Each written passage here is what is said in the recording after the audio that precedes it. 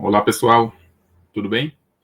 Dando sequência à nossa aula, hoje nós vamos tratar aí da unidade de número 3, acidentes e lesões esportivas. É uma unidade que ela é bastante interessante, um pouquinho extensa. O que eu aconselho de antemão é que vocês sempre leiam o texto que vai ser inserido na unidade. A orientação que nós temos é de não colocar vídeos muito extensos. Nós tentamos resumir sem tirar tantas informações. Quando nós tratamos sobre esses acidentes, né, lesões esportivas, voltado para a escola, para o nosso campo de atuação, mas é interessante que nós devemos focar também na parte da família. Um exemplo, é muito comum hoje nas escolas termos os projetos com as famílias. Já trabalhei em escola onde tinha o dia da família. Então, o profissional de educação física, ele pode, por exemplo, planejar uma palestra para os familiares, para o responsável de cada aluno, por exemplo, e fica bem interessante, porque nós já vimos lá na primeira unidade que existem leis sobre primeiros socorros, mas que essas leis não são cumpridas. Pouquíssimas pessoas têm formação, têm noção de um atendimento de emergência, do que fazer. Geralmente, o caso mais comum, a pessoa está sem água, alguém chega e dá água para a pessoa. Muitas vezes o ar tem que passar e a pessoa coloca água, coloca um líquido, o que vai prejudicar. Isso é o básico do básico. Então, fica bastante interessante você trabalhar também essa temática na escola, tá? Então, hoje, o que nós veremos? Entorse de distensões musculares, até fraturas e luxações. Os princípios específicos emergenciais em diferentes contextos, corpos estranhos no organismo, queimadura, desidratação, intoxicação e envenenamento, mordidas e picadas de animais, imobilização e transporte de pessoas e também afogamentos. Para finalizar, tá? Como eu falei, leiam o material é mais completo. Vou colocar também um material complementar para a leitura de vocês. Então, fica bastante interessante para vocês terem aí uma formação mais completa. Os objetivos: identificar os tipos de lesões mais comuns, discriminar as ações específicas em cada emergência, tá? São esses dois objetivos aí, lesões mais comuns. E o que deve ser feito, como que eu vou fazer? Como eu falei para vocês, geralmente, os atendimentos de primeiros socorros, eles possuem uma regra, possuem uma diretriz. O que eu vou fazer? Mas como eu já falei para vocês, nem sempre também vai ser um exemplo, uma receita de bolo. Depende muito da situação, o que aconteceu, é o local. Eu tenho que priorizar algo, eu tenho que analisar o ambiente, eu tenho que tranquilizar a vítima, mas para eu tranquilizar a vítima, eu tenho que ver se o local está sinalizado, se tem risco de um novo acidente, por exemplo. Então é bastante interessante essa questão, que você não vai simplesmente só focar na regra, na diretriz, não. Analisa por fora. Nós temos aqui muitos alunos do interior também. Eu tenho todo esse aparato no interior, eu consigo ligar para a ambulância, mas uma vantagem que hoje também nós temos corpo de bombeiro, né? Você consegue ligar a própria polícia, você liga também para pedir o socorro, para já fazer um socorro de emergência, que eles possuem essa capacitação, tá bom? A prática esportiva está sempre associada a algum grau de risco de lesão. Então, como já foi falado, nós sabemos, se eu estou praticando um esporte, eu estou suscetível. Se eu estou sedentário, eu também estou sujeito a ter uma lesão, mas aqui nós voltamos para a prática esportiva. Então, só para vocês verem como é um campo bem amplo. Nós que somos da área da saúde, tratamos muito a questão da prática da atividade física, do exercício físico, mas temos esse lado também, que é risco de lesão. Na nossa prática docente, teremos esse risco de lesão também, tá bom? Não devemos tentar maquiar, essa é uma realidade e nós temos que saber o que fazer, como proceder em determinadas ocasiões, ok? Certas lesões que são tradicionalmente consideradas lesões provocadas por esportes podem também ocorrer em pessoas que não praticam ou participam de esportes, como eu já havia falado. Então, o que pode acontecer? O que pode ser como um princípio, um fator para lesões no esporte? Treinos incorretos, presença de disfunção estrutural na anatomia, tá? Muitas vezes isso daqui pode ser genético, pode ser dado. Eu posso ter tido uma lesão, como nós vamos aprofundar um pouquinho mais à frente, tá? E tudo isso pode acontecer o quê? Um desgaste crônico. Tudo isso pode ser interligado. Mais uma vez, não temos aquela receita pronta. Isso acontece por isso? Não, vai ser analisado. Foi a prática incorreta? Foi a anatomia da pessoa? É uma presença? É algo genético? Por exemplo, é o tipo de pisada que nós analisamos bastante em educação física. O tipo de pisada pode favorecer essa lesão? Então, aí você já começa a analisar como o campo ele é bem amplo, tá bom? Lesões em músculos e ligamentos ocorrem quando esses tecidos são expostos a esforços que excedem sua capacidade natural de resistência, tá bom? Então, também aí já entra a questão das capacidades físicas. Só tomar uma água aqui. Por exemplo, tratando das capacidades físicas. Questão da agilidade. Vamos lá falar também sobre força. Vou enumerar aqui as capacidades físicas que nós geralmente utilizamos. Agilidade, força, velocidade e flexibilidade. Vamos focar um pouco mais na flexibilidade. Se eu não tenho essa capacidade física trabalhada, bem desenvolvida, se eu não alcanço um ângulo satisfatório para que eu possa me enquadrar em uma pessoa que tem flexibilidade em determinado movimento, já corro um sério risco em ter lesão. Por exemplo, se eu ficar forçando, indo além do meu ângulo de alcance, não tenho essa capacidade bem desenvolvida, eu posso ter uma lesão, tá? Então, por isso que o texto fala que lesões em músculos e ligamentos ocorrem quando esses tecidos são expostos a esforços que excedem sua capacidade. Aí já pode ser questão de pancada, pode ser um treinamento, posso colocar muita carga, eu posso exceder o meu limite, tá? Meu limite nas capacidades físicas em que são necessárias para determinado movimento, para determinado esporte, como é o tema da nossa aula. As articulações também se tornam mais vulneráveis a lesões quando os músculos e ligamentos que lhes dão suporte estão comprometidos, como frequentemente ocorre após uma entorse. Então, aquilo que eu havia falado no início, pode ser o acúmulo. É muito comum vocês, quando estiverem na prática docente, e alguns que já estão, né, que trabalham aí com o PIBID, você ouve o aluno dizer, não, eu torci meu pé. É comum, é a linguagem deles mesmo, a gente vai trabalhar, mas dando o foco principalmente em como que eu posso trabalhar esse conteúdo com ele. Tá? Torci meu pé. Então, você já tem que ter cuidado com um aluno desse. Por quê? Se ele fala que torceu o pé, torcer você vai ver mais à frente. Aqui que nós vamos ver, pode se enquadrar ali como um deslocamento, uma luxação, tá? Uma entorse também, que ele já pode estar falando, vocês vão saber diferenciar. Então, tem que ter atenção, porque se ele está ali sentindo um incômodo, sentindo uma dor, isso pode piorar. Então, por que você vai forçar ou vai deixar o teu aluno ali vários minutos, ou muitas vezes você nem vai deixar ele praticar, justamente pela questão da segurança. Como eu falei, o profissional de educação física, ele é o responsável pela questão de segurança. Tem que ter cuidado, tem que ter atenção. Fatores que influenciam as lesões. Variações individuais na estrutura corporal, distribuição desigual da carga sobre o corpo, diferença no comprimento das pernas, a pronação excessiva, um movimento acentuado de rotação interna dos pés ao tocar o solo. Então, nós vamos ver mais esses fatores aí um pouco à frente, tá bom? Então, atenção. O alinhamento das pernas exerce influência direta na biomecânica do corpo e pode ser um fator importante no surgimento de dores, especialmente nos membros inferiores. Esse tipo de desconforto é mais comum em mulheres com quadris mais largos, tá? Aqui já falando da parte da anatomia, da parte genética também. Uma característica anatômica que altera o eixo das pernas e favorece o desalinhamento. Então, para vocês compreenderem, quando nós falamos sobre... Vamos falar em anatomia no geral.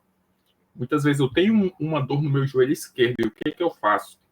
Eu sei que se eu ficar andando normalmente, eu vou sentir dor no joelho esquerdo e eu compenso, jogo a força mais para o outro lado. Então é muito comum esse tipo de lesão, que você tem muitas vezes um membro que está comprometido, você começa a sobrecarregar o outro membro e o outro membro começa a ficar lesionado. Ou então também tem a questão da biomecânica do corpo.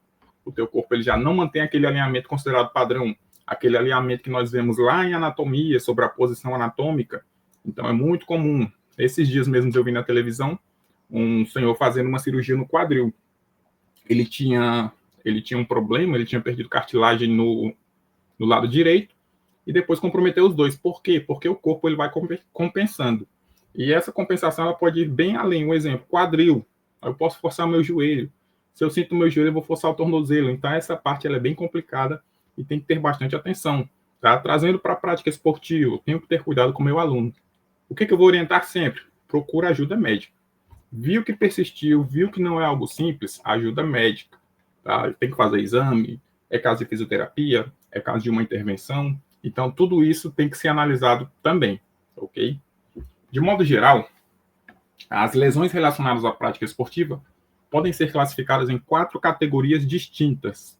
Esforço excessivo, trauma por impacto, por exemplo, quedas e placagens, fraturas e deslocamentos, entorses, lesões dos ligamentos e estiramentos, que são geralmente as lesões musculares, tá bom? Esforço excessivo já fica bem nítido, né? Faço um esforço além do que eu consigo, além da minha capacidade, além da, quando nós falamos da capacidade física, resistência cardiopulmonar, por exemplo, além da minha capacidade, além do que os meus músculos suportam também, então o meu esforço ele se torna excessivo, podendo trazer lesões, podendo prejudicar os meus sistemas e podendo alterar a fisiologia do meu corpo também, ok? Segundo tópico, trauma por impacto. Traumas por impacto são lesões comuns em esportes que envolvem contato físico intenso, podendo causar hematomas, concussões e fraturas, tá bom? Então tem que ter atenção com isso. Estou na escola, geralmente quando é criança e adolescente, o meu cuidado tem que ser redobrado, tá bom? O cuidado tem que ser redobrado, porque sempre estarão sujeitos a essa questão do trauma por impacto.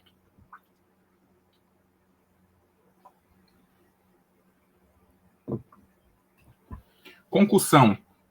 Uma concussão cerebral é uma lesão traumática que afeta o cérebro.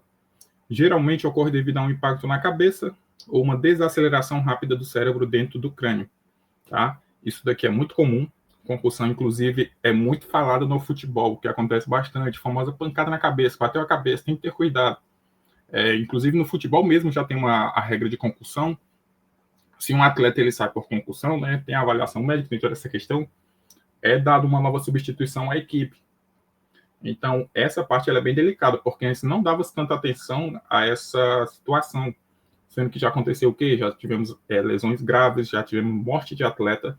Então, tudo isso foi, na verdade, eu não diria ajudando, mas foi algo que foi atraindo a atenção dos profissionais de saúde para isso, tá bom? E isso acontece bastante também nas aulas de educação física, nos esportes, como é a temática da nossa aula. Durante o impacto, o cérebro se movimenta dentro do crânio com força. Isso pode causar alterações temporárias na função cerebral, sem lesão estrutural visível. Isso pode causar alterações temporárias, pode envolver interrupção de conexões neurais e alterações químicas e inflamação leve. Principais sintomas: sintomas físicos, dor de cabeça, náusea ou vômitos, tontura ou vertigem, visão turva, sensibilidade à luz ou ao som. Então, um exemplo, né? Eu estou com o meu aluno e eu já percebo tudo isso, vou procurar socorro de imediato, tá? Teve uma pancada na cabeça, foi jogar bola, a bola subiu, os dois foram tentar cabecear, brincando mesmo, jogando handebol, durante uma brincadeira, tem que ter atenção em relação a isso. Sintomas cognitivos: confusão mental, dificuldade de concentração, perda de memória, geralmente sobre o evento, e respostas lentas. Tá? Então, o que acontece? Essa situação, você deve geralmente fazer perguntas básicas. O aluno está ali, você percebe, né, como nós falamos, ele está com tontura, está meio tonto. Qual é o teu nome? O nome da tua mãe? Qual é o nome da tua escola? Só com uma pergunta simples, geralmente você já consegue ver o estado da vítima, o estado da pessoa ali, do momento. O mais aconselhável sempre é que essa pessoa seja substituída, seja retirada, tá bom? Mas, como eu falei, depende muito do nível, do grau. Viu que teve choque, teve intensidade, se resguarde. Tire. Se for uma competição, um exemplo, jogos escolares, já o próprio enfermeira, o médico que estiver ali, já você vai conversar e provavelmente eles vão orientar a substituição também, tá bom? Porque isso pode piorar, isso pode agravar.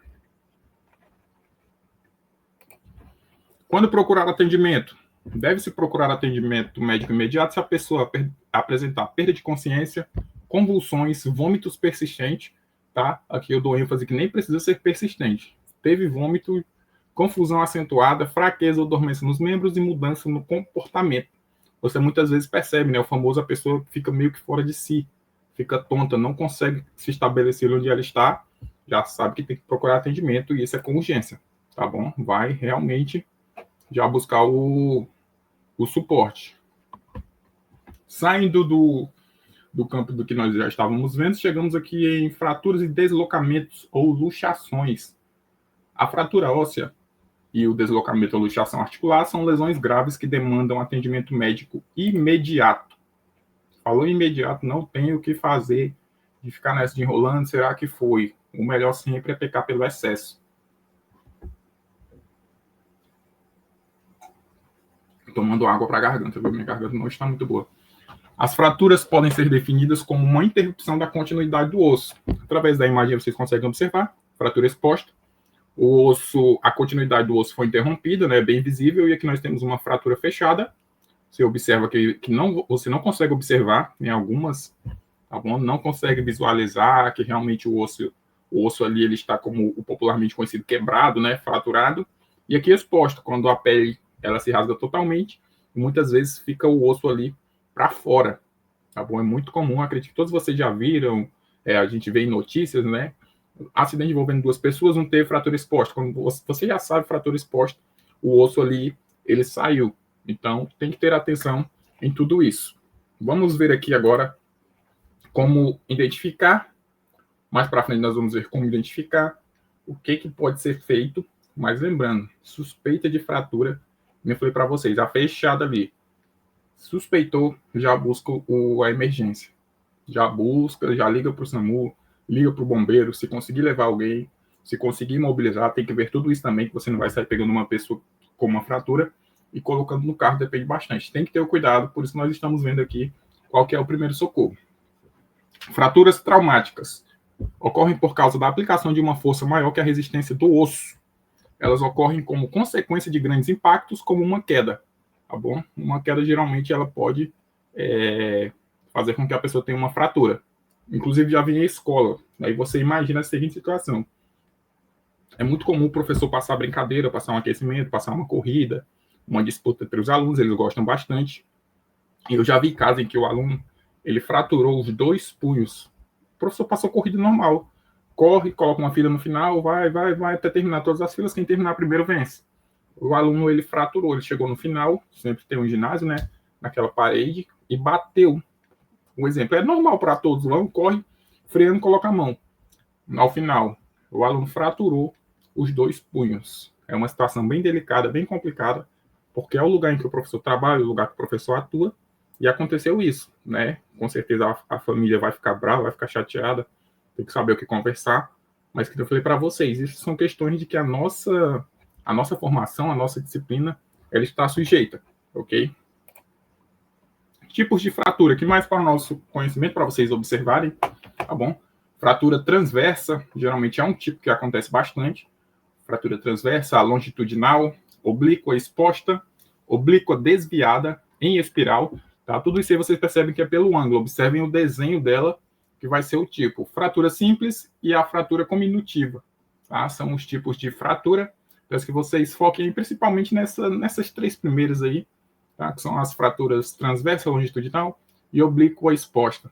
São grandes exemplos aí de fraturas que é bastante visível. Inclusive, naquela que nós vimos ali, ela aparentou bastante ser essa oblíqua desviada, tá? Quando tivemos ali a imagem da fratura exposta. As fraturas por estresse são fissuras pequenas e geralmente causadas pelo esforço repetitivo em ossos, sobretudo nos pés e nas pernas. Muitas vezes essas fraturas não apresentam sinais evidentes e podem não ser detectadas em radiografias convencionais, tá? Um tipo aí também por estresse, que não é tão fácil de detectar, então tem que ter cuidado, sentir um incômodo, vai fazer o repouso, pode buscar também uma fisioterapia, mas o mais adequado sempre buscar ajuda médica para fazer o exame e ver como que está a situação, ok? Deslocamento e luxação. Uma luxação é o deslocamento completo dos ossos de uma articulação, ou seja, quando os ossos perdem um contato normal, que causa dor intensa, inchaço e deformação da área afetada. Então, aí vocês conseguem observar uma luxação de ombro. Húmero, observem a região do húmero. Na primeira, aí, nós temos uma anatomia normal, e na segunda imagem, nós temos o ombro luxado. Vocês observem que o húmero, ele saiu da sua articulação. Vocês observem que ele estava bem encaixado, observem nos 2 pontos azuis. Então, mais uma vez, uma luxação é o deslocamento completo dos ossos de uma articulação, ou seja, quando os ossos perdem um contato normal. E o que isso causa? Bastante dor, tá? Provavelmente alguém que esteja vendo essa aula já passou por isso, quando o fulano fala, desloquei meu ombro saiu do lugar, meu joelho saiu do lugar, meu tornozelo saiu do lugar. É muito comum termos pessoas, e tem que ter atenção em relação a isso, tá? Trazendo para a nossa prática esportiva, porque você não deve ficar nessa de sair eu coloco no lugar, sair eu coloco. Por quê? Porque você pode desgastar, tá? Teve a luxação, conseguir colocar de volta sozinho. Isso vai desgastando toda essa região e você pode chegar em um momento em que você não consiga mais fazer isso, que não tenha tanta aderência, entendeu? Então tem que buscar o tratamento, tem que ir ao médico, tem que ver o que pode ser feito, tem que ver qual que vai ser o tratamento necessário para esta situação, ok? Vou dar um pause aqui e nós vamos continuar no segundo vídeo para não ficar tão extenso.